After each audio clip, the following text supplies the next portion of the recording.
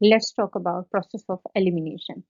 It is preparation for BPS 5 to 15 test जिसमें एक हम मखसूस तरीका यूज करेंगे और आपको कुछ स्ट्रेटजीज बताएंगे कि how you can get more and more higher score. So let's get started. What is process of elimination? We can also call it lateral thinking or critical thinking. ये एक ऐसा प्रोसेस होता है एमसीक्यूज टेस्ट में जिसमें आप पहले ही attempt में तमाम के तमाम जो इनकरेक्ट क्वेश्चंस होते हैं, ऑप्शंस होते हैं, उन्हें आप एलिमिनेट कर देते हैं. और उसके लिए कुछ ट्रिक्स हैं जो आप अडॉप्ट करेंगे तो यकीनी तौर पर आपके लिए ऑप्शंस उतने ही कम रह जाएंगे कि आप उनमें से करेक्ट आंसर चूज कर सकें. Of this type of process. अब यहाँ आपके पास क्वेश्चन है पीपल ऑफ पाकिस्तान, फिर उसके नीचे आपके लिए 4 ऑप्शंस दिए गए हैं. अब यहाँ जो सबसे पहला ऑप्शन वो है a city near the Arctic region. हम बात कर रहे हैं पाकिस्तानी लोगों की, not about any city, so it is incorrect. Next है claim to be the descendants of Mughal. अगर आप पाकिस्तान के बारे में थोड़ा सा गौर करेंगे, थोड़ा सा कॉमन सेंस यूज करेंगे, तो easily you can discard this option also. इसलिए क्योंकि पाकिस्तानी जो हैं वो मुगलों के जानशीन नहीं हैं. अब हम ऑप्शन सी पर जानने से पहले एक और ऑप्शन की तरफ जाते हैं, वो है ऑप्शन डी.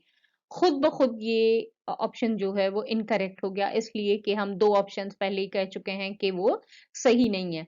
अब आपके पास सिर्फ एक ही ऑप्शन बचता है कि are the world's avid readers, यानी पाकिस्तानी लोग जो हैं वो बहुत ही रीडिंग में बखील से हैं. यहाँ एक ये चीज आपको समझनी है कि क्वेश्चन को देखें और उससे रिलेटेड जो ऑप्शंस हैं उन पर थोड़ा सा गौर करें, तो आपको समझ में आएगा कि अगर लोगों की बात की गई है तो यकीनी तौर पर जो मोस्ट अप्रोप्रिएट राइट ऑप्शन होगा वो भी लोगों के मुतालिक ही होगा, किसी और चीज के मुतालिक यकीनी तौर पर नहीं होगा.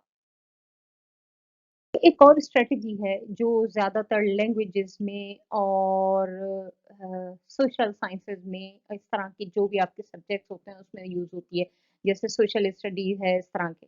अब यहाँ हमें again it concern with your common sense. यह सवाल है which one of the following shows a clear relationship between law and liberty. आपके पास 4 ऑप्शंस हैं. अब सबसे पहला ऑप्शन जो है वो है where there is a law there is a liberty. बिल्कुल ही सिंपल सा सेंटेंस, लेकिन ऐसे लगता है जैसे ये सही है, लेकिन हम दूसरे ऑप्शंस को भी गौर करते हैं. ये भी एक ट्रिक होती है कि कभी भी आप फौरन से एक ही ऑप्शन पढ़कर उसे टिक ना करें, बल्कि दूसरे ऑप्शंस को जरूर देखें. दूसरा ऑप्शन है if laws are amended too often liberty will be in danger. यहाँ भी हमें कोई क्लियर रिलेशनशिप नजर नहीं आता. अगला है if there are more law there will be less liberty. Again के एक जो रिलेशनशिप होना चाहिए वो इक्वल चीजों में होना चाहिए. जैसे कि आप ऑप्शन सी का पहला जो फ्रेज है उसमें हम देख रहे हैं लॉज, लेकिन हम यहाँ देख रहे हैं इसी ऑप्शन के दूसरे फ्रेज में there will be less liberty. Liberty एक है, लॉ ज्यादा है, तो again it is not a good relationship. Option D को देखते हैं if there is liberty laws have to be made by people. यहाँ कोई रिलेशनशिप शो ही नहीं होता because they didn't talk about liberty. हमारे पास राइट ऑप्शन क्या हो गया? Option A. यानी आप चीजों को देखें, मुख्तलिफ तरीके से उन्हें टटोलें कि वो किस तरह एक दूसरे के साथ एक प्रॉपर पेयर बनाती हैं. ये एक और एग्जांपल है. The little girl felt that principal of school was. यहाँ 4 ऑप्शंस हैं: impressive, unaffectionate, hungry and thirsty, rude. अब फौरन से आप एक ऑप्शन यहां से निकाल देंगे, वो है ऑप्शन सी. बिकॉज छोटी सी बच्ची वो ये नहीं देख सकती कि वो भूखा प्रिंसिपल जो है वो भूखा है या प्यासा है।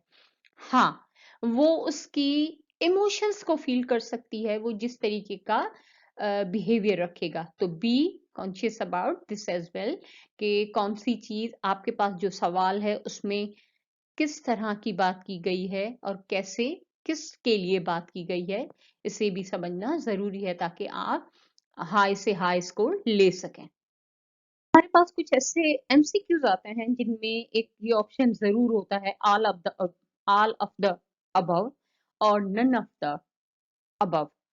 अब ये इस तरह के जो ऑप्शंस होते हैं उसमें आप के पास बाकी 3 ऑप्शन रहते हैं। उनको किस तरीके से आप गौर करें उन पर। आप उन पे गौर करें कि क्या वो सवाल के साथ एमसीक्यू जो पूछा गया है, उसके साथ फिट हैं। अगर उनमें से एक भी फिट नहीं है, तो आपके लिए बहुत ही आसानी से आप समझ जाएँ कि ये जो आपके पास ऑप्शन है ऑल और नन का, वो गलत है। बाकी आपके पास 3 ऑप्शन रह जाएँगे, फिर आप उसको गौर से देख के अपना एमसीक्यू जो है वो सॉल्व कर सकते हैं। कुछ और चीज़ें 2 स्ट्रैटेजीज़ हैं इसके सिलसिले में। वर्ड्स यूज़ होते हैं कुछ एमसीक्यूज़ में सुपरलेटिव वर्ड जैसे कि every, all, none, always and only. ये हमेशा से ज़्यादातर ये जो वर्ड होते हैं ये इनकरेक्ट होते हैं। इस तरह के इस्तेमाल होने वाले वर्ड जिस ऑप्शन में होते हैं वो ज़्यादातर गलत होते हैं। अब दूसरे कुछ और वर्ड जैसे कि most, some, usually, often, generally, may and seldom. इस तरह के वर्ड्स जब किसी ऑप्शन में आते हैं तो वो ज्यादातर सही होते हैं। तो इस स्ट्रेटजी को भी आपने जरूर आजमाना है, लेकिन अगेन आई वुड से कि अपनी परफेक्ट इंफॉर्मेशन जो आपके पास एग्जैक्ट इंफॉर्मेशन हो, पहले आप उसको आजमाइए, फिर इस तरह की स्ट्रेटजीज को आप देखिए। इन तमाम चीज़ों के बावजूद अगर आपके पास कुछ ऐसे सवाल रहते हैं, अगर आप नेगेटिव मार्किंग नहीं है और कुछ सवाल रहते हैं, तो उन्हें किन 2 स्ट्रैटेजीज़ के ज़रिए आप सॉल्व कर सकते हैं। उसके लिए एक स्ट्रैटेजी ये होती है कि जैसे आपने ऑलरेडी एलिमिनेशन प्रोसेस इस्तेमाल किया, आपने जो आपको बिल्कुल ऑब्वियस इनकरेक्ट आंसर थे, वो आपने निकाल दिए। अब उसके बाद आपके पास फॉर सपोज 2 ऑप्शंस रहते हैं बी और सी। ज़्यादातर स्टडीज़ हमें ये कहती हैं कि आप हमेशा सी ऑप्शन को टिक करें। और दूसरी स्ट्रेटजी ये है कि इफ यू आर स्टक, तो आपने किस तरीके से सॉल्व करना है अपना क्वेश्चन।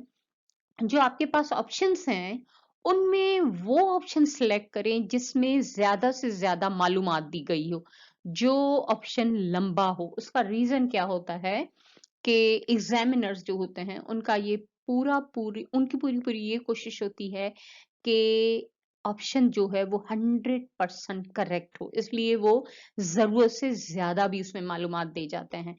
इसके अलावा कुछ और चीज़ें मैं आपसे कहना चाहूँगी, जैसे specially related to the science subject. Science subjects में आप हमेशा यूनिट्स को अपनी नज़र में रखें, जैसे वेलोसिटी है, जैसे एक्सेलरेशन है और जैसे इलेक्ट्रिसिटी है और जो भी इस तरह की चीज़ें हैं, एरिया है, इनके मखसूस यूनिट्स होते हैं। आप जैसे ही सवाल इन चीज़ों से रिलेटेड हो और उसके ऑप्शन देखें, तो आप फ़ौरन अपना स्टार्ट इस चीज़ से लें कि जो सवाल पूछा गया है, उसका यूनिट क्या होता है रियली।